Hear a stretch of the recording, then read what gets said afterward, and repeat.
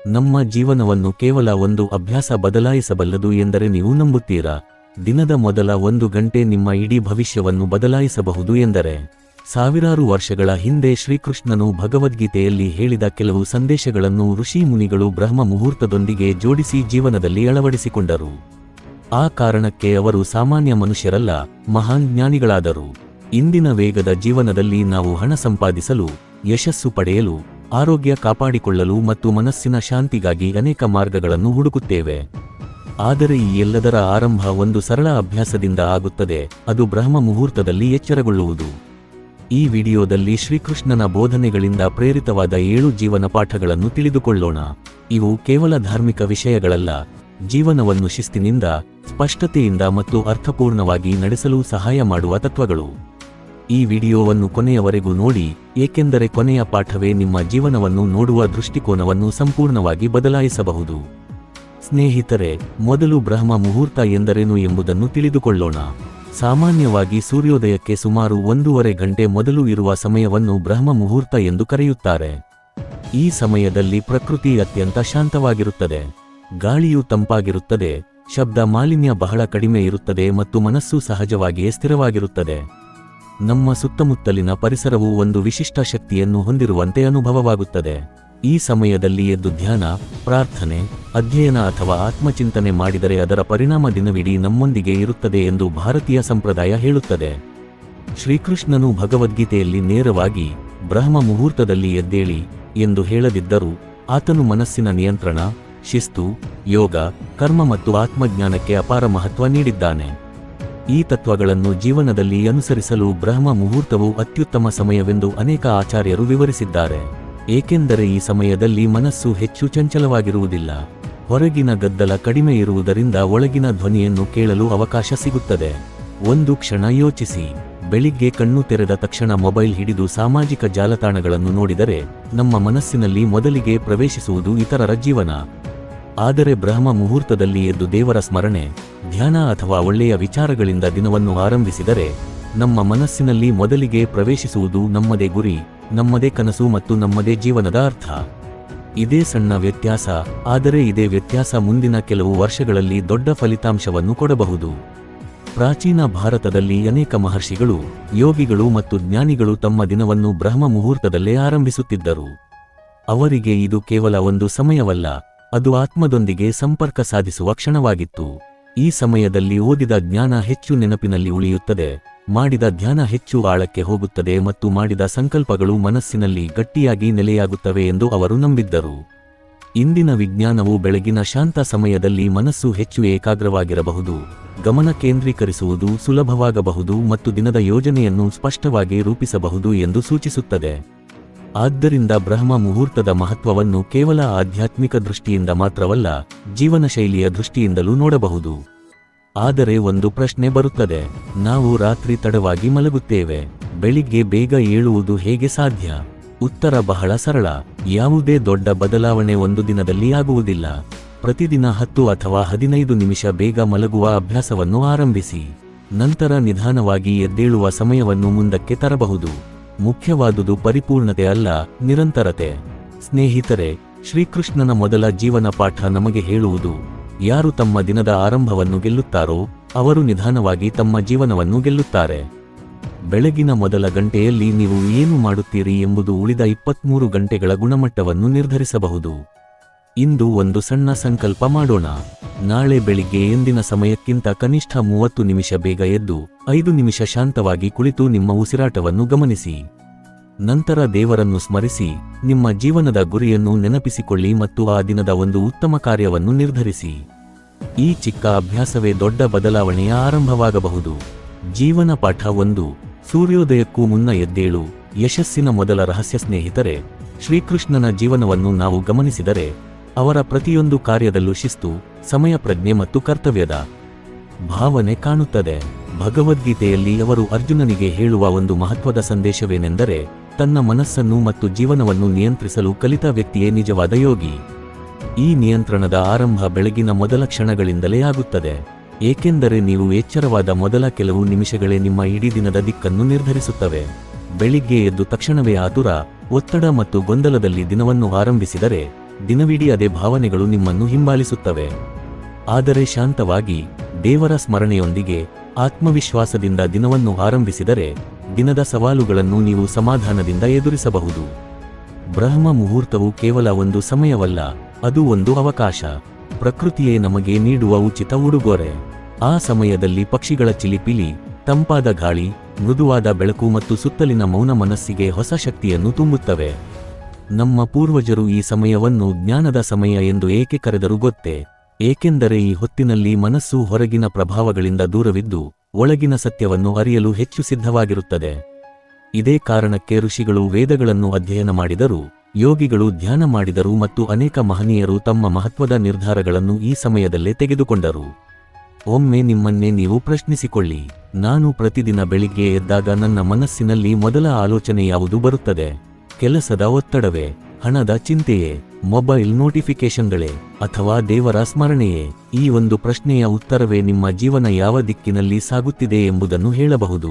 ಏಕೆಂದರೆ ನಮ್ಮ ಮೊದಲ ಆಲೋಚನೆಯೇ ದಿನದ ಉಳಿದ ಆಲೋಚನೆಗಳಿಗೆ ದಿಕ್ಕು ತೋರಿಸುತ್ತದೆ.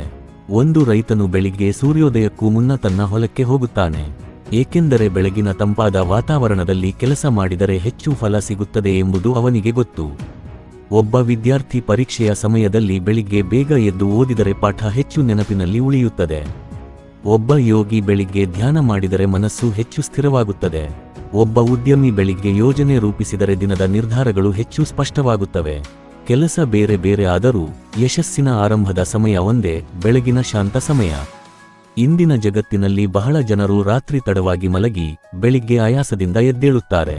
ನಂತರ ದಿನವಿಡೀ ಸಮಯ ಸಾಲುತ್ತಿಲ್ಲ ಎಂದು ಹೇಳುತ್ತಾರೆ. ಆದರೆ ಸಮಯ ಕಡಿಮೆ ಇರುವುದಿಲ್ಲ, ಸಮಯವನ್ನು ಬಳಸುವ ವಿಧಾನವೇ ತಪ್ಪಾಗಿರುತ್ತದೆ. ಶ್ರೀಕೃಷ್ಣನು ಕರ್ಮಯೋಗದ ಮೂಲಕ ನಮಗೆ ಕಲಿಸುವುದೇ ಇದೆ. ಸಮಯವನ್ನು ಗೌರವಿಸುವವನು ತನ್ನ ಕರ್ತವ್ಯವನ್ನು ಗೌರವಿಸುತ್ತಾನೆ. ಕರ್ತವ್ಯವನ್ನು ಗೌರವಿಸುವವನಿಗೆ ಯಶಸ್ಸು ತಡವಾದರೂ ತಪ್ಪುವುದಿಲ್ಲ. ಇದನ್ನು ಅಭ್ಯಾಸವಾಗಿಸಲು ನೀವು ಒಂದು ಸರಳ ವಿಧಾನವನ್ನು ಅನುಸರಿಸಬಹುದು. ಮೊದಲ ದಿನ ಬೆಳಿಗ್ಗೆ ಕೇವಲ 15 ನಿಮಿಷ ಬೇಗ ಎದ್ದೇಳಿ. ಮುಖ ತೊಳೆದು ಶಾಂತವಾಗಿ ಕುಳಿತು 10 ಆಳವಾದ ಉಸಿರಾಟಗಳನ್ನು ತೆಗೆದುಕೊಳ್ಳಿ. ನಂತರ ನಿಮ್ಮ ಮನಸ್ಸಿನಲ್ಲಿ, ಇಂದಿನ ದಿನವನ್ನು ನಾನು ಉತ್ತಮವಾಗಿ ಬಳಸುತ್ತೇನೆ ಎಂದು 3 ಬಾರಿ ಹೇಳಿಕೊಳ್ಳಿ. ಅದರ ನಂತರ ಒಂದು ಪುಟ ಒಳ್ಳೆಯ ಪುಸ್ತಕ ಓದಿ ಅಥವಾ ಭಗವದ್ಗೀತೆಯ ಒಂದು ಶ್ಲೋಕದ ಅರ್ಥವನ್ನು ತಿಳಿಯಿರಿ. ಈ ಚಿಕ್ಕ ಅಭ್ಯಾಸವನ್ನು 7 ದಿನ ಮಾಡಿದರೆ ನಿಮ್ಮ ಮನಸ್ಸಿನಲ್ಲೇ ಬದಲಾವಣೆ ಕಾಣಲು ಆರಂಭವಾಗುತ್ತದೆ. ಜೀವನದಲ್ಲಿ ದೊಡ್ಡ ಯಶಸ್ಸು ಗಳಿಸಿದ ಅನೇಕ ಜನರು ಬೆಳಗಿನ ಸಮಯಕ್ಕೆ ವಿಶೇಷ ಮಹತ್ವ ನೀಡಿದ್ದಾರೆ. ಅವರ ರಹಸ್ಯ ಕೇವಲ ಕಷ್ಟಪಟ್ಟು ಕೆಲಸ ಮಾಡುವುದಲ್ಲ, ಸರಿಯಾದ ಸಮಯದಲ್ಲಿ ಸರಿಯಾದ ಕೆಲಸವನ್ನು ಆರಂಭಿಸುವುದಾಗಿದೆ. ಇದೇ ಸಂದೇಶವನ್ನು ನಮ್ಮ ಸಂಸ್ಕೃತಿಯು ಶತಮಾನಗಳಿಂದ ಹೇಳುತ್ತಿದೆ. ಬೆಳಗಿನ ಮೊದಲ ಗಂಟೆ ನಿಮ್ಮದೇ ಆಗಿರಬೇಕು. ಅದು ಮೊಬೈಲ್ಗಾಗಿಯೂ ಅಲ್ಲ, ಜಗತ್ತಿಗಾಗಿಯೂ ಅಲ್ಲ. ಅದು ನಿಮ್ಮ ಮನಸ್ಸು, ನಿಮ್ಮ ಆತ್ಮ ಮತ್ತು ನಿಮ್ಮ ಭವಿಷ್ಯಕ್ಕಾಗಿ ಮೀಸಲಾಗಿರಬೇಕು. ಸ್ನೇಹಿತರೆ, ನೆನಪಿಡಿ, ಸೂರ್ಯೋದಯಕ್ಕೂ ಮುನ್ನ ಎದ್ದೇಳುವ ವ್ಯಕ್ತಿ ಕೇವಲ ದಿನವನ್ನು ಮಾತ್ರ ಆರಂಭಿಸುವುದಿಲ್ಲ, ತನ್ನ ಕನಸುಗಳನ್ನು ಎಚ್ಚರಗೊಳಿಸುತ್ತಾನೆ. ಇಂದು ನೀವು ಮಾಡುವ ಈ ಸಣ್ಣ ಬದಲಾವಣೆ 5 ವರ್ಷಗಳ ನಂತರ ನಿಮ್ಮ ಜೀವನದಲ್ಲಿ ದೊಡ್ಡ ವ್ಯತ್ಯಾಸವನ್ನು ತೋರಿಸಬಹುದು. ಆದ್ದರಿಂದ ನಾಳೆಯವರೆಗೆ ಕಾಯಬೇಡಿ, ಇಂದೇ ಸಂಕಲ್ಪ ಮಾಡಿ. ಬ್ರಹ್ಮ ಮುಹೂರ್ತವನ್ನು ನಿಮ್ಮ ಸ್ನೇಹಿತನನ್ನಾಗಿ ಮಾಡಿಕೊಂಡು ನಿಮ್ಮ ಜೀವನವನ್ನು ಹೊಸ ದಿಕ್ಕಿನಲ್ಲಿ ಸಾಗಿಸಿ. ಜೀವನ ಪಾಠ 2: ಮನಸ್ಸನ್ನು ಗೆದ್ದವನೇ ನಿಜವಾದ ವಿಸ್ನೇಹಿತರೆ. ಜೀವನದಲ್ಲಿ ನಾವು ಅನೇಕ ಶತ್ರುಗಳನ್ನು ನೋಡುತ್ತೇವೆ. ಕೆಲವರು ನಮ್ಮನ್ನು ಟೀಕಿಸುತ್ತಾರೆ, ಕೆಲವರು ನಮ್ಮನ್ನು ಅರ್ಥಮಾಡಿಕೊಳ್ಳುವುದಿಲ್ಲ, ಇನ್ನು ಕೆಲವರು ನಮ್ಮ ಯಶಸ್ಸನ್ನು ನೋಡಿ ಅಸೂಯೆಪಡುತ್ತಾರೆ. ಆದರೆ ಶ್ರೀಕೃಷ್ಣನು ಭಗವದ್ಗೀತೆಯಲ್ಲಿ ಒಂದು ಅದ್ಭುತವಾದ ಸತ್ಯವನ್ನು ತಿಳಿಸುತ್ತಾನೆ. ನಮ್ಮ ದೊಡ್ಡ ಶತ್ರು ಹೊರಗಿರುವ ವ್ಯಕ್ತಿಯಲ್ಲ, ನಮ್ಮ ನಿಯಂತ್ರಣವಿಲ್ಲದ ಮನಸ್ಸೇ ಆಗಿದೆ. ಅದೇ ಮನಸ್ಸು ನಮ್ಮನ್ನು ಎತ್ತರಕ್ಕೆ ಕೊಂಡೊಯ್ಯಬಹುದು, ಅದೇ ಮನಸ್ಸು ನಮ್ಮನ್ನು ಕೆಳಕ್ಕೆ ಬೀಳಿಸಬಹುದು. ಆದ್ದರಿಂದ ಜೀವನವನ್ನು ಬದಲಾಯಿಸಲು ಮೊದಲು ಪರಿಸ್ಥಿತಿಯನ್ನು ಬದಲಾಯಿಸುವ ಅಗತ್ಯವಿಲ್ಲ, ಮನಸ್ಸನ್ನು ಬದಲಾಯಿಸುವ ಅಗತ್ಯವಿದೆ. ಒಂದು ಕ್ಷಣ ಯೋಚಿಸಿ, ಎಷ್ಟು ಬಾರಿ ನೀವು ಒಂದು ಒಳ್ಳೆಯ ಕೆಲಸವನ್ನು ಆರಂಭಿಸಬೇಕು ಎಂದು ನಿರ್ಧರಿಸಿದ್ದೀರಿ? ಬೆಳಿಗ್ಗೆ ಬೇಗ ಎದ್ದೇಳಬೇಕು, ವ್ಯಾಯಾಮ ಮಾಡಬೇಕು, ಓದಬೇಕು, ಹೊಸ ಕೌಶಲ್ಯ ಕಲಿಯಬೇಕು ಎಂದು ಎಷ್ಟೋ ಬಾರಿ ಯೋಚಿಸಿದ್ದೀರಿ. ಆದರೆ ಮರುದಿನ ಬೆಳಿಗ್ಗೆ ಮನಸ್ಸು ಹೇಳುತ್ತದೆ, ಇನ್ನೂ 5 ನಿಮಿಷ ಮಲಗು. ಆ 5 ನಿಮಿಷವೇ 1 ಗಂಟೆಯಾಗುತ್ತದೆ. ಹೀಗೆ 1 ದಿನ, 1 ವಾರ, 1 ತಿಂಗಳು, 1 ವರ್ಷ ಕಳೆದು ಹೋಗುತ್ತದೆ. ಕನಸು ಮಾತ್ರ ಅದೇ ಜಾಗದಲ್ಲಿ ಉಳಿಯುತ್ತದೆ.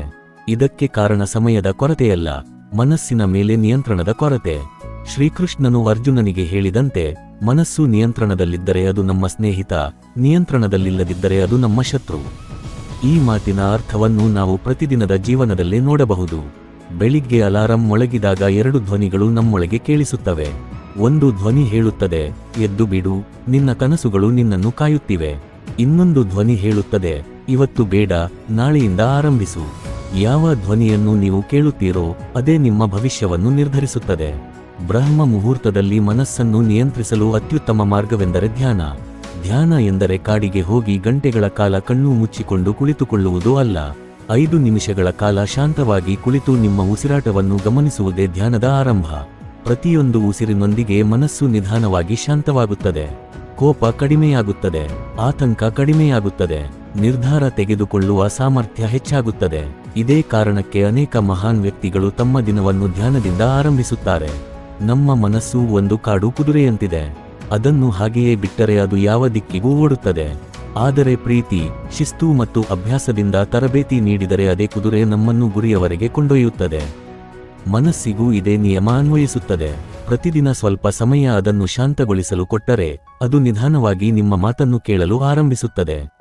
ಇಂದಿನ ಜಗತ್ತಿನಲ್ಲಿ ನಮ್ಮ ಮನಸ್ಸನ್ನು ಚಂಚಲಗೊಳಿಸುವ ದೊಡ್ಡ ಕಾರಣ ಮೊಬೈಲ್ ಮತ್ತು ನಿರಂತರ ಮಾಹಿತಿಯ ಪ್ರವಾಹ. ಬೆಳಿಗ್ಗೆ ಎದ್ದ ತಕ್ಷಣ ಸಾಮಾಜಿಕ ಜಾಲತಾಣಗಳನ್ನು ನೋಡಿದರೆ ನಮ್ಮ ಮನಸ್ಸು ಇತರರ ಜೀವನದೊಂದಿಗೆ ಹೋಲಿಕೆ ಮಾಡಲು ಆರಂಭಿಸುತ್ತದೆ. ಯಾರೋ ಹೊಸ ಕಾರು ಖರೀದಿಸಿದ್ದಾರೆ, ಯಾರೋ ವಿದೇಶಕ್ಕೆ ಹೋಗಿದ್ದಾರೆ, ಯಾರೋ ದೊಡ್ಡ ಮನೆ ಕಟ್ಟಿದ್ದಾರೆ. ಇದರಿಂದ ನಮಗೆ ಗೊತ್ತಾಗದಂತೆ ಅಸಮಾಧಾನ ಹುಟ್ಟುತ್ತದೆ. ಆದರೆ ಬ್ರಹ್ಮ ಮುಹೂರ್ತದಲ್ಲಿ ದೇವರ ಸ್ಮರಣೆ ಮತ್ತು ಆತ್ಮಚಿಂತನೆಯೊಂದಿಗೆ ದಿನವನ್ನು ಆರಂಭಿಸಿದರೆ ನಾವು ಇತರರ ಜೀವನವಲ್ಲ, ನಮ್ಮ ಜೀವನದ ಮೇಲೆ ಗಮನ ಹರಿಸಲು ಕಲಿಯುತ್ತೇವೆ. ಒಂದು ಸಣ್ಣ ಕಥೆಯನ್ನು ಕೇಳಿ. ಒಬ್ಬ ಶಿಷ್ಯ ತನ್ನ ಗುರುವನ್ನು ಕೇಳಿದ, ಗುರುಗಳೇ, ನಾನು ಯಾವಾಗಲೂ ದುಃಖವಾಗಿರುತ್ತೇನೆ, ಮನಸ್ಸಿಗೆ ಶಾಂತಿ ಇಲ್ಲ, ಏನು ಮಾಡಬೇಕು? ಗುರುಗಳು ಅವನನ್ನು ಒಂದು ಶಾಂತ ಸರೋವರದ ಬಳಿ ಕರೆದುಕೊಂಡು ಹೋಗಿ ಹೇಳಿದರು, ನೀರಿನಲ್ಲಿ ಕಲ್ಲು ಎಸೆ. ಶಿಷ್ಯ ಕಲ್ಲು ಎಸೆದ. ನೀರಿನ ಮೇಲ್ಮೈ ಅಲೆಗಳಿಂದ ತುಂಬಿತು. ಗುರುಗಳು ಹೇಳಿದರು, ಈಗ ನಿನ್ನ ಮುಖವನ್ನು ನೋಡು. ಅವನಿಗೆ ತನ್ನ ಮುಖ ಕಾಣಲಿಲ್ಲ. ಸ್ವಲ್ಪ ಹೊತ್ತಿನ ನಂತರ ನೀರು ಶಾಂತವಾಯಿತು. ಮತ್ತೆ ನೋಡಿದಾಗ ತನ್ನ ಮುಖ ಸ್ಪಷ್ಟವಾಗಿ ಕಾಣಿಸಿತು. ಆಗ ಗುರುಗಳು ಹೇಳಿದರು, ಮನಸ್ಸು ಇದೇ ರೀತಿ. ಅದು ಅಲೆಗಳಿಂದ ತುಂಬಿದ್ದರೆ ಸತ್ಯ ಕಾಣುವುದಿಲ್ಲ. ಅದು ಶಾಂತವಾದಾಗ ಮಾತ್ರ ಜೀವನದ ನಿಜವಾದ ದಾರಿ ಗೋಚರಿಸುತ್ತದೆ. ಸ್ನೇಹಿತರೆ, ನೀವು ಜೀವನದಲ್ಲಿ ದೊಡ್ಡ ನಿರ್ಧಾರಗಳನ್ನು ತೆಗೆದುಕೊಳ್ಳಬೇಕಾದರೆ ಮೊದಲು ಮನಸ್ಸನ್ನು ಶಾಂತಗೊಳಿಸಿ. ಕೋಪದಲ್ಲಿ ತೆಗೆದುಕೊಂಡ ನಿರ್ಧಾರಗಳು ಹೆಚ್ಚಾಗಿ ತಪ್ಪಾಗುತ್ತವೆ. ಭಯದಲ್ಲಿ ತೆಗೆದುಕೊಂಡ ನಿರ್ಧಾರಗಳು ಅವಕಾಶಗಳನ್ನು ಕಳೆದುಕೊಳ್ಳುತ್ತವೆ. ಆದರೆ ಶಾಂತ ಮನಸ್ಸಿನಿಂದ ತೆಗೆದುಕೊಂಡ ನಿರ್ಧಾರಗಳು ಯಶಸ್ಸಿನ ದಾರಿಯನ್ನು ತೆರೆದಿಡುತ್ತವೆ. ಆದ್ದರಿಂದ ಇಂದಿನಿಂದ ಒಂದು ಹೊಸ ಅಭ್ಯಾಸವನ್ನು ಆರಂಭಿಸಿ. ಬ್ರಹ್ಮ ಮುಹೂರ್ತದಲ್ಲಿ ಎದ್ದ ನಂತರ ಕನಿಷ್ಠ 5 ನಿಮಿಷ ಯಾವುದೇ ಮಾತಿಲ್ಲದೆ ಶಾಂತವಾಗಿ ಕುಳಿತುಕೊಳ್ಳಿ. ನಿಮ್ಮ ಉಸಿರನ್ನು ಗಮನಿಸಿ. ನಂತರ ಮನಸ್ಸಿನಲ್ಲಿ ಶ್ರೀಕೃಷ್ಣನ ನಾಮವನ್ನು ಸ್ಮರಿಸಿ. ನಿಧಾನವಾಗಿ ನಿಮ್ಮ ಆಲೋಚನೆಗಳು ಸ್ಪಷ್ಟವಾಗುತ್ತವೆ. ನಿಮ್ಮ ಭಯ ಕಡಿಮೆಯಾಗುತ್ತದೆ.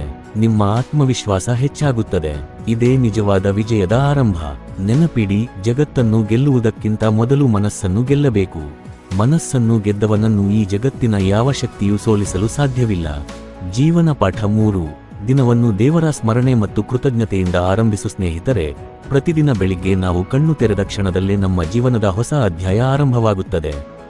ಆದರೆ ಬಹಳ ಜನರು ಆ ಮೊದಲ ಕ್ಷಣವನ್ನೇ ಚಿಂತೆ, ಭಯ ಮತ್ತು ಒತ್ತಡದಿಂದ ತುಂಬಿಸಿಕೊಳ್ಳುತ್ತಾರೆ. ಇಂದು ಎಷ್ಟು ಕೆಲಸ ಇದೆ, ಹಣ ಹೇಗೆ ಬರುತ್ತದೆ, ನನ್ನ ಸಮಸ್ಯೆ ಯಾವಾಗ ಮುಗಿಯುತ್ತದೆ ಎಂಬ ಪ್ರಶ್ನೆಗಳು ಮನಸ್ಸನ್ನು ಆವರಿಸಿಬಿಡುತ್ತವೆ. ಆದರೆ ಶ್ರೀಕೃಷ್ಣನ ಬೋಧನೆ ನಮಗೆ ಸಂಪೂರ್ಣ ವಿಭಿನ್ನವಾದ ದಾರಿಯನ್ನು ತೋರಿಸುತ್ತದೆ. ದಿನದ ಆರಂಭ ದೇವರ ಸ್ಮರಣೆ ಮತ್ತು ಕೃತಜ್ಞತೆಯಿಂದ ಆಗಬೇಕು. ಏಕೆಂದರೆ ಕೃತಜ್ಞತೆಯಿಂದ ಆರಂಭವಾದ ಮನಸ್ಸಿನಲ್ಲಿ ನಿರಾಶೆಗೆ ಹೆಚ್ಚು ಜಾಗ ಇರುವುದಿಲ್ಲ. ಒಂದು ಕ್ಷಣ ಯೋಚಿಸಿ. ಇಂದು ಬೆಳಿಗ್ಗೆ ನೀವು ಕಣ್ಣು ತೆರೆದಿದ್ದೀರಿ, ಉಸಿರಾಡುತ್ತಿದ್ದೀರಿ, ನಿಮ್ಮ ಕೈ ಕಾಲುಗಳು ಕೆಲಸ ಮಾಡುತ್ತಿವೆ, ನಿಮ್ಮ ಕುಟುಂಬ ನಿಮ್ಮೊಂದಿಗೆ ಇದೆ, ನಿಮಗೆ ಹೊಸ ದಿನ ಸಿಕ್ಕಿದೆ. ಈ ಎಲ್ಲವೂ ನಮಗೆ ಪ್ರತಿದಿನ ಸಿಗುವುದರಿಂದ ಅವು ಸಾಮಾನ್ಯವೆಂದು ಅನಿಸುತ್ತದೆ. ಆದರೆ ಜಗತ್ತಿನಲ್ಲಿ ಎಷ್ಟೋ ಜನರಿಗೆ ಈ ಅವಕಾಶಗಳೇ ಇಲ್ಲ. ಆದ್ದರಿಂದ ಹೊಸ ದಿನ ಸಿಕ್ಕಿರುವುದೇ ದೇವರು ಕೊಟ್ಟ ಅತ್ಯಂತ ದೊಡ್ಡ ಉಡುಗೊರೆ. ಶ್ರೀಕೃಷ್ಣನು ಭಗವದ್ಗೀತೆಯಲ್ಲಿ ಕರ್ಮವನ್ನು ಮಾಡುವಾಗ ದೇವರ ಮೇಲಿನ ಭರವಸೆ ಮತ್ತು ಸಮರ್ಪಣೆಯ ಭಾವನೆ ಇರಬೇಕು ಎಂದು ತಿಳಿಸುತ್ತಾನೆ. ಇದರ ಅರ್ಥ ಏನೆಂದರೆ ನಾವು ಪ್ರಯತ್ನವನ್ನು ಸಂಪೂರ್ಣವಾಗಿ ಮಾಡಬೇಕು, ಆದರೆ ಪ್ರತಿಯೊಂದು ಫಲಿತಾಂಶದ ಬಗ್ಗೆ ಆತಂಕಪಡುವ ಅಗತ್ಯವಿಲ್ಲ. ಬೆಳಿಗ್ಗೆ ದೇವರನ್ನು ಸ್ಮರಿಸಿದಾಗ ನಮ್ಮ ಮನಸ್ಸು ಹೇಳುತ್ತದೆ, ನಾನು ನನ್ನ ಕರ್ತವ್ಯವನ್ನು ಪ್ರಾಮಾಣಿಕವಾಗಿ ಮಾಡುತ್ತೇನೆ, ಉಳಿದುದನ್ನು ದೇವರು ಸರಿಯಾದ ಸಮಯದಲ್ಲಿ ನೀಡುತ್ತಾನೆ. ಈ ಭಾವನೆಯೇ ಮನಸ್ಸಿಗೆ ಶಾಂತಿಯನ್ನು ನೀಡುತ್ತದೆ. ಒಬ್ಬ ಬಡ ರೈತನ ಕಥೆಯನ್ನು ನೋಡೋಣ. ಪ್ರತಿದಿನ ಬೆಳಿಗ್ಗೆ ಸೂರ್ಯೋದಯಕ್ಕೂ ಮುನ್ನ ಎದ್ದು ದೇವರಿಗೆ ನಮಸ್ಕರಿಸುತ್ತಿದ್ದ. ನಂತರ ತನ್ನ ಹೊಲಕ್ಕೆ ಹೋಗಿ ಸಂಪೂರ್ಣ ಶ್ರಮದಿಂದ ಕೆಲಸ ಮಾಡುತ್ತಿದ್ದ. ಕೆಲವೊಮ್ಮೆ ಮಳೆ ಬರುತ್ತಿತ್ತು, ಕೆಲವೊಮ್ಮೆ ಬರ ಬರುತ್ತಿತ್ತು. ಆದರೂ ಅವನು ಎಂದಿಗೂ ದೇವರನ್ನು ದೂರಲಿಲ್ಲ.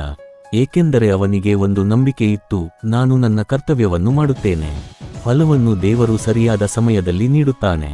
ಕೆಲವು ವರ್ಷಗಳ ನಂತರ ಅವನ ಪರಿಶ್ರಮ ಫಲ ಕೊಟ್ಟಿತು. ಅವನ ಹೊಲ ಸಮೃದ್ಧವಾಯಿತು. ಜನರು ಕೇಳಿದರು, ನಿನ್ನ ಯಶಸ್ಸಿನ ರಹಸ್ಯವೇನು? ಅವನು ನಗುತ್ತಾ ಹೇಳಿದ, ನಾನು ಪ್ರತಿದಿನ ನನ್ನ ದಿನವನ್ನು ದೂರುಗಳಿಂದ ಅಲ್ಲ, ದೇವರಿಗೆ ಧನ್ಯವಾದ ಹೇಳುವುದರಿಂದ ಆರಂಭಿಸುತ್ತೇನೆ. ಸ್ನೇಹಿತರೆ, ಈ ಕಥೆ ಕೇವಲ ರೈತನದ್ದಲ್ಲ, ಇದು ನಮ್ಮ ಜೀವನಕ್ಕೂ ಅನ್ವಯಿಸುತ್ತದೆ. ನಾವು ಬೆಳಿಗ್ಗೆ ಎದ್ದ ಕೂಡಲೇ ಸಮಸ್ಯೆಗಳ ಬಗ್ಗೆ ಯೋಚಿಸಿದರೆ ದಿನವಿಡೀ ಸಮಸ್ಯೆಗಳೇ ದೊಡ್ಡದಾಗಿ ಕಾಣಿಸುತ್ತವೆ. ಆದರೆ ದೇವರಿಗೆ ಧನ್ಯವಾದ ಹೇಳಿದರೆ ಅವಕಾಶಗಳು ಕಾಣಲು ಆರಂಭವಾಗುತ್ತವೆ. ಮನಸ್ಸಿನ ದೃಷ್ಟಿಕೋನವೇ ಬದಲಾಗುತ್ತದೆ. ಬ್ರಹ್ಮ ಮುಹೂರ್ತದಲ್ಲಿ ನೀವು ಒಂದು ಸರಳ ಅಭ್ಯಾಸ ಮಾಡಬಹುದು. ಕಣ್ಣು ಮುಚ್ಚಿ 3 ಆಳವಾದ ಉಸಿರಾಟಗಳನ್ನು ತೆಗೆದುಕೊಳ್ಳಿ. ನಂತರ ಮನಸ್ಸಿನಲ್ಲಿ ಹೀಗೆ ಹೇಳಿ, ಶ್ರೀಕೃಷ್ಣ, ನನಗೆ ಈ ಹೊಸ ದಿನವನ್ನು ನೀಡಿದ್ದಕ್ಕೆ ಧನ್ಯವಾದಗಳು. ನನ್ನ ಕುಟುಂಬಕ್ಕೆ ಧನ್ಯವಾದಗಳು. ನನ್ನ ಆರೋಗ್ಯಕ್ಕೆ ಧನ್ಯವಾದಗಳು. ಇಂದು ನಾನು ಒಳ್ಳೆಯ ಕೆಲಸಗಳನ್ನು ಮಾಡುವ ಶಕ್ತಿಯನ್ನು ನೀಡಿ. ಈ ಕೆಲವು ವಾಕ್ಯಗಳು ನಿಮ್ಮ ಮನಸ್ಸಿನಲ್ಲಿ ಅದ್ಭುತವಾದ ಬದಲಾವಣೆಯನ್ನು ತರುತ್ತವೆ. ಏಕೆಂದರೆ ಕೃತಜ್ಞತೆಯ ಮನಸ್ಸಿನಲ್ಲಿ ಅಸೂಯೆ ಕಡಿಮೆಯಾಗುತ್ತದೆ, ಕೋಪ ಕಡಿಮೆಯಾಗುತ್ತದೆ, ಭಯ ಕಡಿಮೆಯಾಗುತ್ತದೆ, ಆತ್ಮವಿಶ್ವಾಸ ಹೆಚ್ಚಾಗುತ್ತದೆ. ಇಂದಿನ ಕಾಲದಲ್ಲಿ ಜನರು ಹೆಚ್ಚು ಗಳಿಸಿದರೂ ಸಂತೋಷ ಕಡಿಮೆಯಾಗಿದೆ. ಏಕೆಂದರೆ ಅವರು ಇಲ್ಲದ್ದನ್ನು ಮಾತ್ರ ನೋಡುತ್ತಾರೆ, ಇದ್ದದ್ದಕ್ಕೆ ಧನ್ಯವಾದ ಹೇಳುವುದನ್ನು ಮರೆತಿದ್ದಾರೆ. ಶ್ರೀಕೃಷ್ಣನ ಬೋಧನೆ ನಮಗೆ ಹೇಳುವುದು, ಮೊದಲು ದೇವರು ಕೊಟ್ಟಿರುವ ಆಶೀರ್ವಾದಗಳನ್ನು ಗುರುತಿಸಿ, ನಂತರ ನಿಮ್ಮ ಗುರಿಗಾಗಿ ಸಂಪೂರ್ಣ ಶ್ರಮವಹಿಸಿ. ಈ 2 ಗುಣಗಳು ಸೇರಿಕೊಂಡಾಗ ಜೀವನದಲ್ಲಿ ನಿಜವಾದ ಯಶಸ್ಸು ಮತ್ತು ಸಂತೋಷ ಬರುತ್ತದೆ. ಒಂದು ವಿಷಯವನ್ನು ಯಾವಾಗಲೂ ನೆನಪಿಡಿ, ಪ್ರಾರ್ಥನೆ ಎಂದರೆ ದೇವರಿಂದ ವಸ್ತುಗಳನ್ನು ಕೇಳುವುದು ಮಾತ್ರವಲ್ಲ.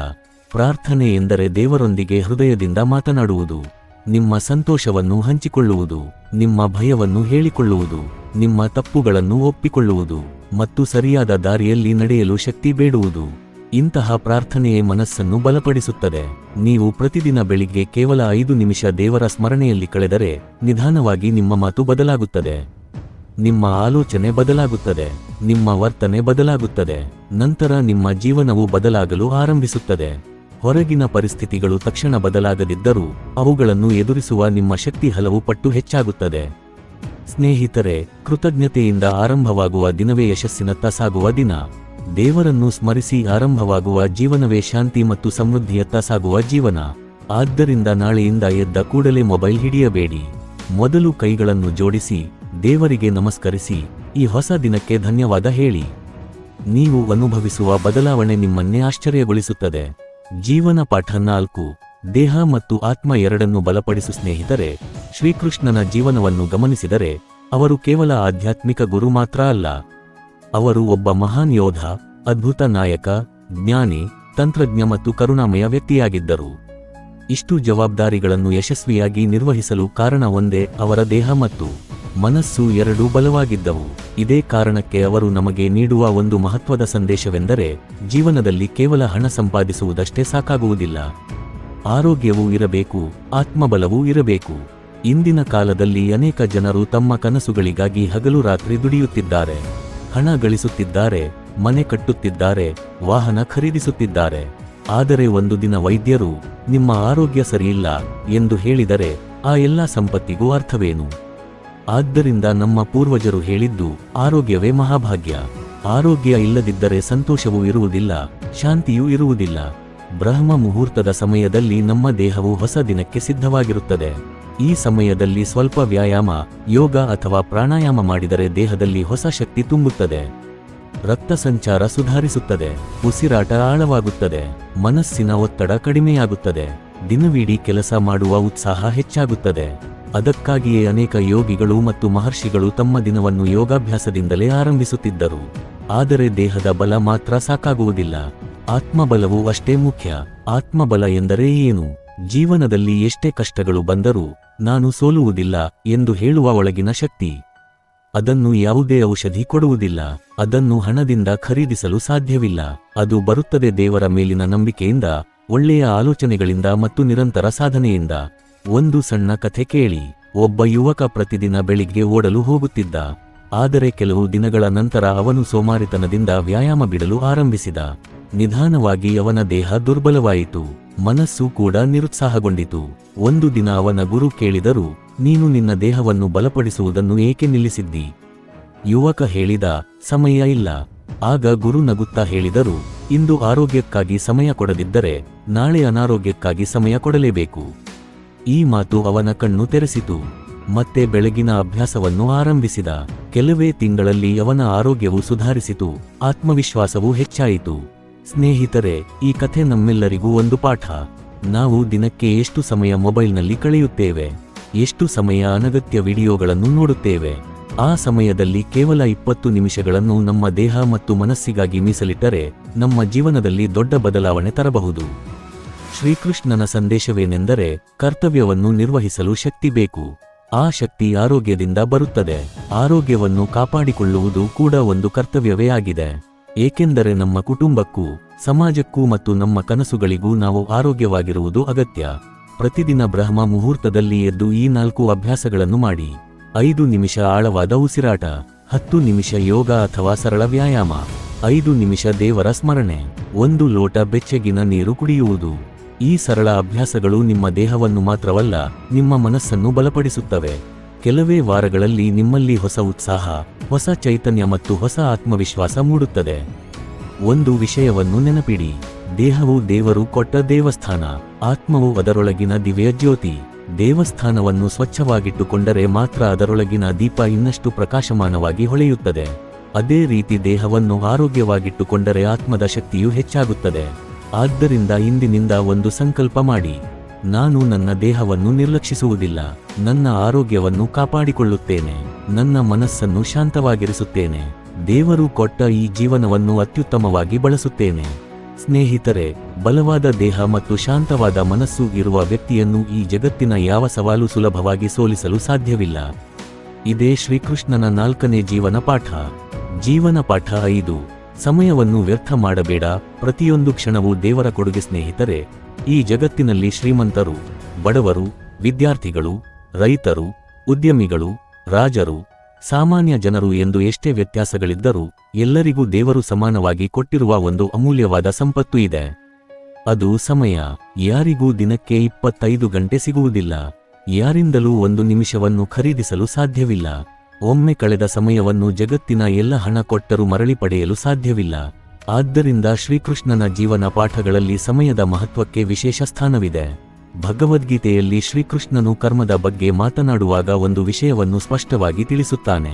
ಕರ್ತವ್ಯವನ್ನು ಮುಂದೂಡಬೇಡ, ಏಕೆಂದರೆ ಇಂದಿನ ಕೆಲಸವನ್ನು ನಾಳೆಗೆ ಹಾಕುವ ಅಭ್ಯಾಸವೇ ಜೀವನದ ದೊಡ್ಡ ಸೋಲಿನ ಆರಂಭ. ಅನೇಕ ಜನರು ಯಶಸ್ಸು ಸಿಗಲಿಲ್ಲ ಎಂದು ಹೇಳುತ್ತಾರೆ, ಆದರೆ ಅವರ ದಿನವನ್ನು ಗಮನಿಸಿದರೆ ಗಂಟೆಗಟ್ಟಲೆ ಮೊಬೈಲ್, ಅನಗತ್ಯ ಮಾತು, ಸೋಮಾರಿತನ ಮತ್ತು ಕಾರಣಗಳನ್ನು ಹೇಳುವುದರಲ್ಲೇ ಸಮಯ ಕಳೆದು ಹೋಗಿರುತ್ತದೆ. ನಂತರ ಅವರು ಅದೃಷ್ಟವನ್ನು ದೂರಲು ಆರಂಭಿಸುತ್ತಾರೆ. ಒಂದು ದಿನ ಬೆಳಿಗ್ಗೆ ಬ್ರಹ್ಮ ಮುಹೂರ್ತದಲ್ಲಿ ಎದ್ದು ನಿಮ್ಮ ದಿನವನ್ನು ಗಮನಿಸಿ.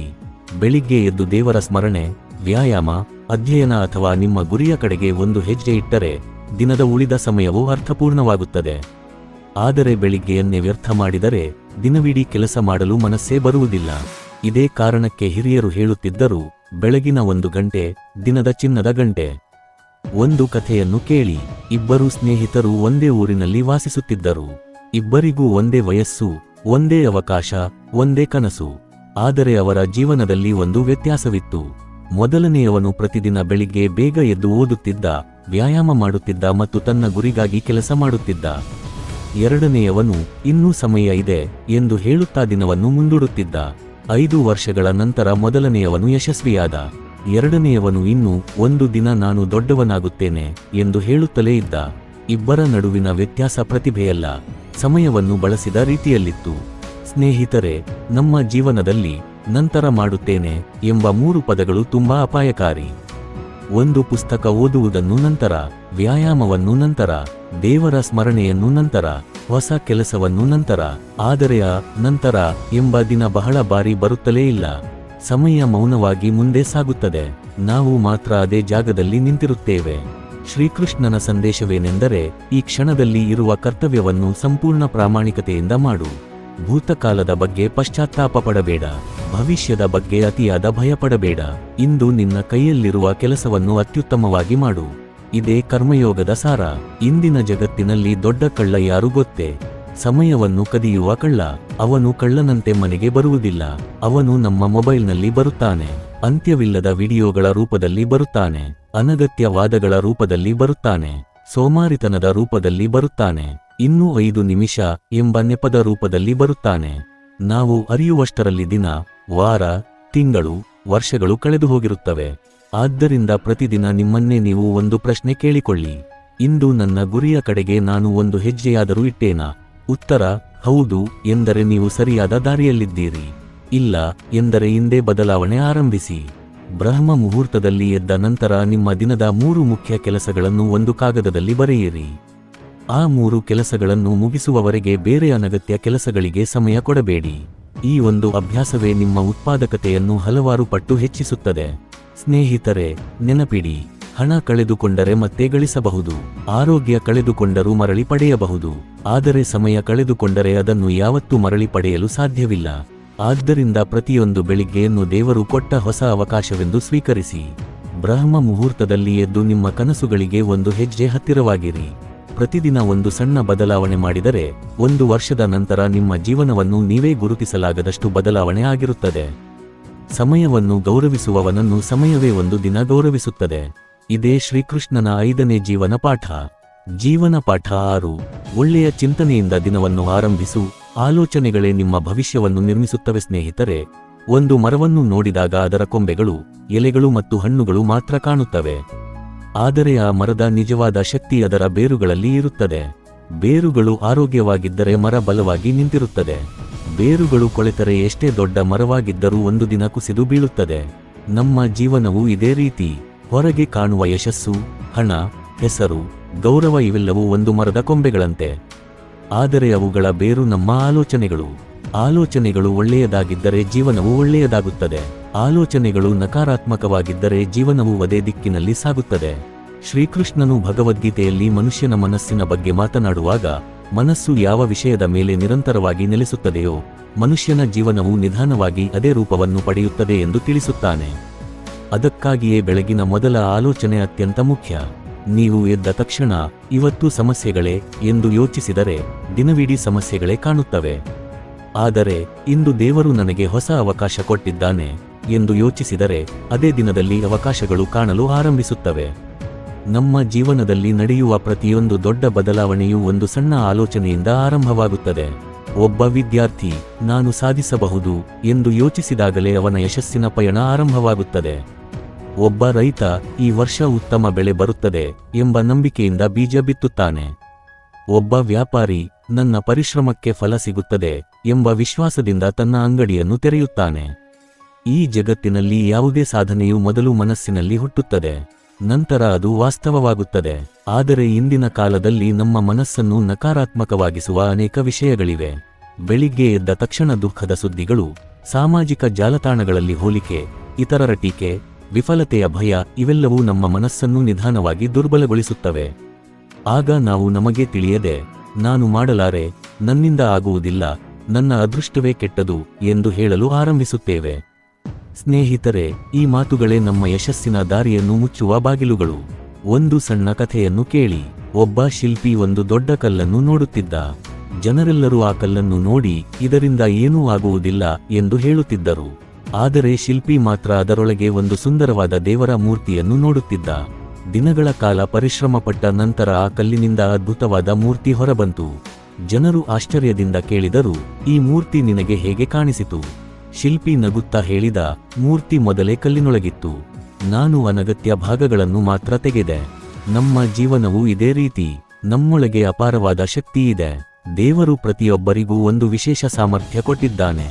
ಆದರೆ ಭಯ, ನಕಾರಾತ್ಮಕ ಆಲೋಚನೆ ಮತ್ತು ಆತ್ಮವಿಶ್ವಾಸದ ಕೊರತೆ ಎಂಬ ಅನಗತ್ಯ ಕಲ್ಲುಗಳು ಅದನ್ನು ಮುಚ್ಚಿವೆ. ಬ್ರಹ್ಮ ಮುಹೂರ್ತದಲ್ಲಿ ಒಳ್ಳೆಯ ಆಲೋಚನೆಗಳಿಂದ ದಿನವನ್ನು ಆರಂಭಿಸಿದಾಗ ಆ ಅನಗತ್ಯ ಪದರಗಳು ನಿಧಾನವಾಗಿ ದೂರವಾಗುತ್ತವೆ. ಆಗ ನಮ್ಮ ನಿಜವಾದ ಸಾಮರ್ಥ್ಯ ಹೊರಬರಲು ಆರಂಭಿಸುತ್ತದೆ. ಪ್ರತಿದಿನ ಬೆಳಿಗ್ಗೆ ಕನ್ನಡಿಯ ಮುಂದೆ ನಿಂತು ನಿಮ್ಮನ್ನೇ ನೀವು 3 ಮಾತುಗಳನ್ನು ಹೇಳಿಕೊಳ್ಳಿ. ನಾನು ದೇವರ ಸೃಷ್ಟಿ, ನಾನು ಪ್ರಾಮಾಣಿಕವಾಗಿ ಪರಿಶ್ರಮ ಮಾಡುತ್ತೇನೆ, ನನ್ನ ಜೀವನದಲ್ಲಿ ಒಳ್ಳೆಯದು ಖಂಡಿತವಾಗಿಯೂ ನಡೆಯುತ್ತದೆ. ಈ ಮಾತುಗಳು ಕೇವಲ ವಾಕ್ಯಗಳಲ್ಲ, ಇವು ನಿಮ್ಮ ಮನಸ್ಸಿಗೆ ನೀವು ನೀಡುವ ಆದೇಶಗಳು. ಮನಸ್ಸು ಪ್ರತಿದಿನ ಕೇಳುವ ಮಾತುಗಳನ್ನು ನಿಧಾನವಾಗಿ ಸತ್ಯವೆಂದು ಒಪ್ಪಿಕೊಳ್ಳುತ್ತದೆ. ಆದ್ದರಿಂದ ನಿಮ್ಮ ಮಾತುಗಳ ಬಗ್ಗೆ ಎಚ್ಚರಿಕೆಯಿಂದಿರಿ. ಸ್ನೇಹಿತರೆ, ಜೀವನದಲ್ಲಿ ಕೆಲವೊಮ್ಮೆ ವಿಫಲತೆ ಬರುತ್ತದೆ. ಜನರು ನಿಮ್ಮನ್ನು ತಪ್ಪಾಗಿ ಅರ್ಥಮಾಡಿಕೊಳ್ಳಬಹುದು. ನಿಮ್ಮ ಪರಿಶ್ರಮಕ್ಕೆ ತಕ್ಷಣ ಫಲ ಸಿಗದೇ ಇರಬಹುದು. ಆದರೆ ಅದಕ್ಕಾಗಿ ನಿಮ್ಮ ಆಲೋಚನೆಗಳನ್ನು ಕತ್ತಲೆಗೆ ತಳ್ಳಬೇಡಿ. ಮೋಡಗಳು ಸೂರ್ಯನನ್ನು ಸ್ವಲ್ಪ ಹೊತ್ತು ಮಾತ್ರ ಮುಚ್ಚುತ್ತವೆ. ಸೂರ್ಯ ಎಂದಿಗೂ ನಂದುವುದಿಲ್ಲ. ಅದೇ ರೀತಿ ಕಷ್ಟಗಳು ನಿಮ್ಮ ಜೀವನವನ್ನು ಸ್ವಲ್ಪ ಕಾಲ ಪರೀಕ್ಷಿಸಬಹುದು. ಆದರೆ ನಿಮ್ಮ ನಂಬಿಕೆ ಮತ್ತು ಸಕಾರಾತ್ಮಕ ಆಲೋಚನೆಗಳನ್ನು ಯಾರೂ ಸೋಲಿಸಲು ಸಾಧ್ಯವಿಲ್ಲ. ಬ್ರಹ್ಮ ಮುಹೂರ್ತದ ಸಮಯದಲ್ಲಿ 5 ನಿಮಿಷ ಒಳ್ಳೆಯ ಪುಸ್ತಕ ಓದಿ. ಭಗವದ್ಗೀತೆಯ ಒಂದು ಶ್ಲೋಕದ ಅರ್ಥವನ್ನು ತಿಳಿಯಿರಿ. ಪ್ರೇರಣಾದಾಯಕ ಆಲೋಚನೆಗಳನ್ನು ಮನಸ್ಸಿನಲ್ಲಿ ತುಂಬಿಕೊಳ್ಳಿ. ಬೆಳಗಿನ ಮೊದಲ ಆಹಾರ ದೇಹಕ್ಕೆ ಹೇಗೆ ಮುಖ್ಯವೋ, ಮೊದಲ ಆಲೋಚನೆ ಮನಸ್ಸಿಗೂ ಅಷ್ಟೇ ಮುಖ್ಯ. ನೆನಪಿಡಿ, ನಿಮ್ಮ ಭವಿಷ್ಯವನ್ನು ನಿಮ್ಮ ಪರಿಸ್ಥಿತಿಗಳು ನಿರ್ಮಿಸುವುದಿಲ್ಲ, ನಿಮ್ಮ ಆಲೋಚನೆಗಳು ನಿರ್ಮಿಸುತ್ತವೆ. ಆದ್ದರಿಂದ ಪ್ರತಿಯೊಂದು ಬೆಳಿಗ್ಗೆಯೂ ಒಳ್ಳೆಯ ಆಲೋಚನೆಗಳಿಂದ ನಿಮ್ಮ ಮನಸ್ಸನ್ನು ತುಂಬಿಕೊಳ್ಳಿ. ಆಗ ನಿಮ್ಮ ಮಾತು ಬದಲಾಗುತ್ತದೆ, ನಿಮ್ಮ ಕೆಲಸ ಬದಲಾಗುತ್ತದೆ, ನಿಮ್ಮ ಅಭ್ಯಾಸಗಳು ಬದಲಾಗುತ್ತವೆ ಮತ್ತು ಕೊನೆಗೆ ನಿಮ್ಮ ಜೀವನವು ಬದಲಾಗುತ್ತದೆ. ಇದೇ ಶ್ರೀಕೃಷ್ಣನ 6ನೇ ಜೀವನ ಪಾಠ. ಒಳ್ಳೆಯ ಚಿಂತನೆಯಿಂದ ದಿನವನ್ನು ಆರಂಭಿಸಿದರೆ ಜೀವನವೇ ಒಳ್ಳೆಯ ದಿಕ್ಕಿನಲ್ಲಿ ಸಾಗುತ್ತದೆ. ಜೀವನ ಪಾಠ 7. ನಿಸ್ವಾರ್ಥ ಕರ್ಮವೇ ನಿಜವಾದ ಯಶಸ್ಸಿನ ಮಾರ್ಗ. ಸ್ನೇಹಿತರೆ, ನಾವು ಈಗ ಶ್ರೀಕೃಷ್ಣನ 6 ಅದ್ಭುತ ಜೀವನ ಪಾಠಗಳನ್ನು ತಿಳಿದುಕೊಂಡಿದ್ದೇವೆ. ಆದರೆ ಈಗ ಹೇಳಲಿರುವ 7ನೇ ಪಾಠವೇ ಈ ಸಂಪೂರ್ಣ ವಿಡಿಯೋದ ಹೃದಯ. ಈ ಒಂದು ಪಾಠವನ್ನು ನಿಮ್ಮ ಜೀವನದಲ್ಲಿ ಅಳವಡಿಸಿಕೊಂಡರೆ ನಿಮ್ಮ ಆಲೋಚನೆ ಮಾತ್ರವಲ್ಲ, ನಿಮ್ಮ ವ್ಯಕ್ತಿತ್ವವೇ ಬದಲಾಗುತ್ತದೆ. ಭಗವದ್ಗೀತೆಯಲ್ಲಿ ಶ್ರೀಕೃಷ್ಣನು ಅರ್ಜುನನಿಗೆ ನೀಡಿದ ಅತ್ಯಂತ ಶ್ರೇಷ್ಠ ಸಂದೇಶವೆಂದರೆ, ಕರ್ಮ ಮಾಡು, ಆದರೆ ಫಲದ ಬಗ್ಗೆ ಅತಿಯಾದ ಆಸಕ್ತಿ ಇಡಬೇಡ. ಈ ಒಂದು ವಾಕ್ಯದಲ್ಲೇ ಜೀವನದ ಮಹಾನ್ ರಹಸ್ಯ ಅಡಗಿದೆ. ಇಂದಿನ ಜಗತ್ತಿನಲ್ಲಿ ಹೆಚ್ಚಿನ ಜನರು ಕೆಲಸ ಮಾಡುವುದಕ್ಕಿಂತ ಫಲದ ಬಗ್ಗೆ ಹೆಚ್ಚು ಯೋಚಿಸುತ್ತಾರೆ. ವಿದ್ಯಾರ್ಥಿ ಓದಲು ಕುಳಿತ ತಕ್ಷಣ ನನಗೆ ಎಷ್ಟು ಅಂಕ ಬರುತ್ತವೆ ಎಂದು ಯೋಚಿಸುತ್ತಾನೆ.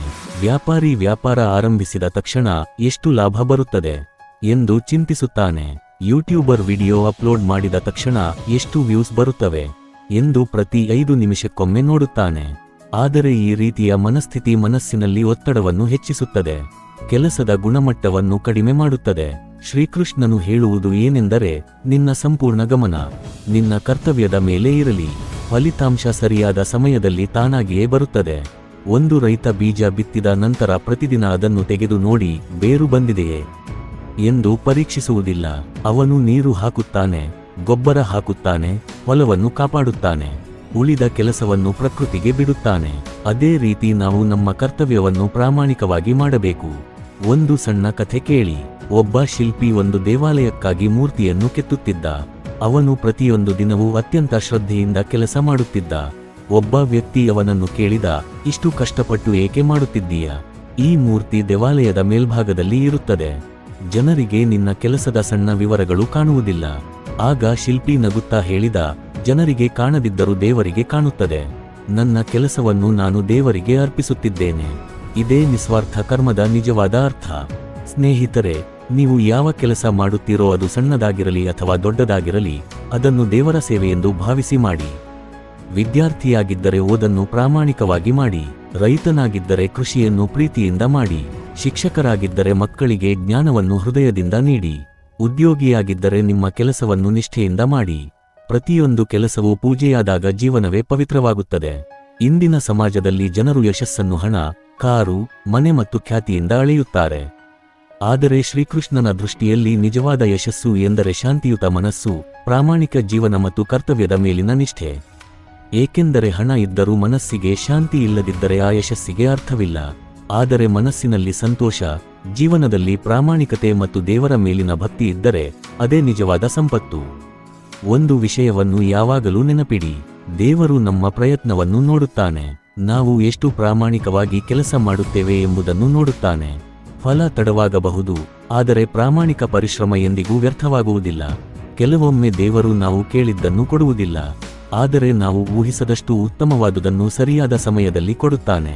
ಆದ್ದರಿಂದ ಬ್ರಹ್ಮ ಮುಹೂರ್ತದಲ್ಲಿ ಎದ್ದು ಈ ಸಂಕಲ್ಪವನ್ನು ಮಾಡಿ, ನಾನು ಇಂದಿನ ದಿನವನ್ನು ಪ್ರಾಮಾಣಿಕವಾಗಿ ಬದುಕುತ್ತೇನೆ.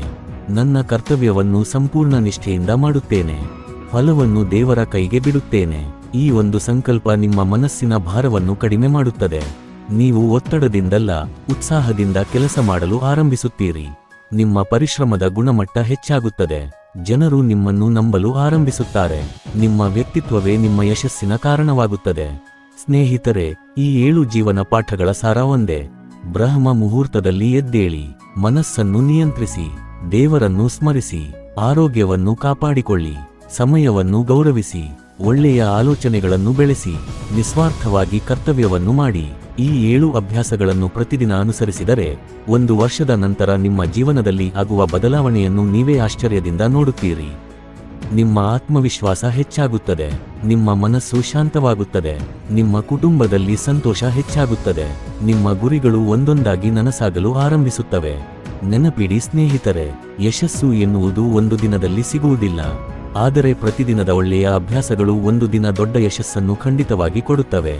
ಶ್ರೀಕೃಷ್ಣನ ಈ 7 ಜೀವನ ಪಾಠಗಳು ನಿಮ್ಮ ಜೀವನವನ್ನು ಬೆಳಕಿನ ದಾರಿಯಲ್ಲಿ ನಡೆಸಲಿ ಎಂದು ಹಾರೈಸುತ್ತೇನೆ. ನಿಮ್ಮ ಜೀವನವನ್ನು ಬದಲಾಯಿಸುವ ಒಂದು ಸಂಕಲ್ಪ ಸ್ನೇಹಿತರೆ. ಇಂದು ನಾವು ಶ್ರೀಕೃಷ್ಣನ 7 ಅಮೂಲ್ಯವಾದ ಜೀವನ ಪಾಠಗಳನ್ನು ತಿಳಿದುಕೊಂಡೆವು. ಈ ಪಾಠಗಳು ಕೇವಲ ಕೇಳಲು ಮಾತ್ರವಲ್ಲ, ಜೀವನದಲ್ಲಿ ಅನುಸರಿಸಲು. ಪ್ರತಿಯೊಂದು ಬೆಳಿಗ್ಗೆಯೂ ದೇವರು ನಮಗೆ ಒಂದು ಹೊಸ ಅವಕಾಶವನ್ನು ಕೊಡುತ್ತಾನೆ. ನಿನ್ನೆ ಏನೇ ಆಗಿರಲಿ, ಎಷ್ಟು ತಪ್ಪುಗಳಾಗಿರಲಿ, ಎಷ್ಟು ಸೋಲುಗಳಾಗಿರಲಿ, ಹೊಸ ದಿನ ಎಂದರೆ ಹೊಸ ಆರಂಭ. ಅದಕ್ಕಾಗಿಯೇ ಬ್ರಹ್ಮ ಮುಹೂರ್ತವನ್ನು ನಮ್ಮ ಪೂರ್ವಜರು ದೇವರ ವರ ಎಂದು ಕರೆದಿದ್ದಾರೆ. ಒಂದು ಕ್ಷಣ ಕಣ್ಣು ಮುಚ್ಚಿ ಯೋಚಿಸಿ. ಇಂದಿನಿಂದ 1 ವರ್ಷದ ನಂತರ ನೀವು ಹೇಗಿರಬೇಕು? ಆರೋಗ್ಯವಂತರಾಗಿರಬೇಕಾ? ಮನಸ್ಸಿಗೆ ಶಾಂತಿ ಬೇಕಾ? ಕುಟುಂಬದಲ್ಲಿ ಸಂತೋಷ ಬೇಕಾ? ಆರ್ಥಿಕವಾಗಿ ಬೆಳೆಯಬೇಕಾ? ದೇವರ ಕೃಪೆಗೆ ಪಾತ್ರರಾಗಬೇಕಾ? ಈ ಎಲ್ಲವೂ ಒಂದು ದಿನದಲ್ಲಿ ಸಿಗುವುದಿಲ್ಲ. ಆದರೆ ಪ್ರತಿದಿನ ಬೆಳಿಗ್ಗೆ ಮಾಡುವ ಒಂದು ಸರಿಯಾದ ನಿರ್ಧಾರ ನಿಮ್ಮ ಜೀವನವನ್ನು ಆ ದಿಕ್ಕಿನಲ್ಲಿ ಕೊಂಡೊಯ್ಯಬಹುದು. ನಾಳೆಯಿಂದ ನೀವು ಬ್ರಹ್ಮ ಮುಹೂರ್ತದಲ್ಲಿ ಎದ್ದರೆ ಮೊದಲ ದಿನ ಕಷ್ಟವಾಗಬಹುದು. 2ನೇ ದಿನ ಸೋಮಾರಿತನ ಬರಬಹುದು. 3ನೇ ದಿನ ಮನಸ್ಸು ನೆಪಗಳನ್ನು ಹೇಳಬಹುದು. ಆದರೆ ನೆನಪಿಡಿ, ಪ್ರತಿಯೊಂದು ದೊಡ್ಡ ಯಶಸ್ಸಿನ ಹಿಂದೆ ಸಣ್ಣ ಸಣ್ಣ ಶಿಸ್ತಿನ ಅಭ್ಯಾಸಗಳಿರುತ್ತವೆ. ಇತರರು ಇನ್ನೂ ನಿದ್ರೆಯಲ್ಲಿರುವಾಗ ನೀವು ನಿಮ್ಮ ಕನಸುಗಳಿಗಾಗಿ ಎದ್ದರೆ ಒಂದು ದಿನ ನೀವು ತಲುಪುವ ಎತ್ತರವನ್ನು ನೋಡಿ ಅದೇ ಜನರು ಆಶ್ಚರ್ಯಪಡುತ್ತಾರೆ. ಶ್ರೀಕೃಷ್ಣನ ಈ 7 ಪಾಠಗಳನ್ನು ಮತ್ತೊಮ್ಮೆ ನೆನಪಿಸಿಕೊಳ್ಳೋಣ. ಮೊದಲನೆಯದು, ಬ್ರಹ್ಮ ಮುಹೂರ್ತದಲ್ಲಿ ಎದ್ದೇಳಿ. 2ನೇಯದು, ಮನಸ್ಸನ್ನು ನಿಮ್ಮ ಸ್ನೇಹಿತನನ್ನಾಗಿ ಮಾಡಿಕೊಳ್ಳಿ. 3ನೇಯದು, ದಿನವನ್ನು ದೇವರ ಸ್ಮರಣೆ ಮತ್ತು ಕೃತಜ್ಞತೆಯಿಂದ ಆರಂಭಿಸಿ. 4ನೇಯದು, ದೇಹ ಮತ್ತು ಆತ್ಮ ಎರಡನ್ನೂ ಬಲಪಡಿಸಿ. 5ನೇಯದು, ಸಮಯವನ್ನು ದೇವರ ಕೊಡುಗೆಯಾಗಿ ಗೌರವಿಸಿ. 6ನೇಯದು, ಪ್ರತಿದಿನ ಒಳ್ಳೆಯ ಆಲೋಚನೆಗಳಿಂದ ಮನಸ್ಸನ್ನು ತುಂಬಿಕೊಳ್ಳಿ. 7ನೇಯದು, ಫಲದ ಬಗ್ಗೆ ಚಿಂತಿಸದೆ ನಿಸ್ವಾರ್ಥವಾಗಿ ನಿಮ್ಮ ಕರ್ತವ್ಯವನ್ನು ಮಾಡಿ. ಈ 7 ಪಾಠಗಳು ಕೇವಲ ಪುಸ್ತಕದ ಮಾತುಗಳಲ್ಲ, ಇವು ಸಾವಿರಾರು ವರ್ಷಗಳಿಂದ ಅನೇಕ ಮಹನೀಯರ ಜೀವನವನ್ನು ರೂಪಿಸಿದ ತತ್ವಗಳು. ಇವುಗಳನ್ನು ನಿಮ್ಮ ಜೀವನದಲ್ಲೂ ಅಳವಡಿಸಿಕೊಂಡರೆ ನಿಮ್ಮ ಜೀವನದಲ್ಲಿಯೂ ಅದ್ಭುತ ಬದಲಾವಣೆಗಳು ಕಾಣಲು ಆರಂಭವಾಗುತ್ತವೆ. ಸ್ನೇಹಿತರೆ, ಈ ವಿಡಿಯೋ ನಿಮ್ಮ ಮನಸ್ಸಿಗೆ ಸ್ವಲ್ಪವಾದರೂ ಪ್ರೇರಣೆ ನೀಡಿದ್ದರೆ ಇಂದೇ ಒಂದು ಸಂಕಲ್ಪ ಮಾಡಿ. ನಾಳೆಯಿಂದ ನಾನು ಬ್ರಹ್ಮ ಮುಹೂರ್ತದಲ್ಲಿ ಎದ್ದು ನನ್ನ ಜೀವನವನ್ನು ಉತ್ತಮ ದಿಕ್ಕಿನಲ್ಲಿ ನಡೆಸಲು ಪ್ರಯತ್ನಿಸುತ್ತೇನೆ. ಈ ಸಂಕಲ್ಪವನ್ನು ನಿಮ್ಮ ಮನಸ್ಸಿನಲ್ಲಿ ಮಾತ್ರ ಇಟ್ಟುಕೊಳ್ಳಬೇಡಿ. ಕಾಮೆಂಟ್ನಲ್ಲಿ ಜೈ ಶ್ರೀಕೃಷ್ಣ ಎಂದು ಬರೆಯಿರಿ. ನಿಮ್ಮ ಆ ಒಂದು ಕಾಮೆಂಟ್ ನಿಮ್ಮ ಸಂಕಲ್ಪಕ್ಕೆ ಸಾಕ್ಷಿಯಾಗುತ್ತದೆ.